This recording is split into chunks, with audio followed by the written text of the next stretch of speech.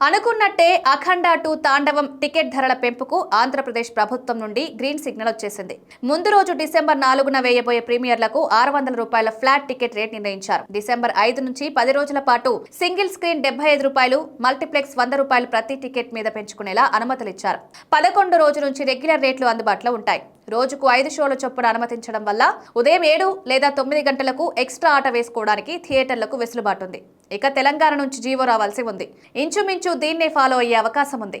కార్మికుల నిధికి 25% ఇస్తేనే పెంపుకు అనుమతిస్తామని జూబ్లీహిల్స్ ప్రచారంలో సీఎం రేవంత్ రెడ్డి చెప్పిన నేపథ్యంలో అది అఖండ 2 నుంచే అమలవుతుందా లేక కొత్త గైడ్లైన్స్ వచ్చేదాకా ఈ నిర్ణయం పెండింగ్ లో పెడతారా చూడాలి. టెక్నికల్ గా చూసుకుంటే ఇప్పటికిప్పుడు ఆ కండిషన్ వర్తించదని విధి విధానాలు రూపొందించాల్సిన అవసరం ఉంటుందని విశ్లేషకులు అంటున్నారు. ఏదైనా రేపే ఫైనల్ చేయాలి. అడ్వాన్స్ బుకింగ్స్ మొదలు పెట్టాల్సి ఉన్నందున ఆలస్యం చేయడానికి వీల్లేదు.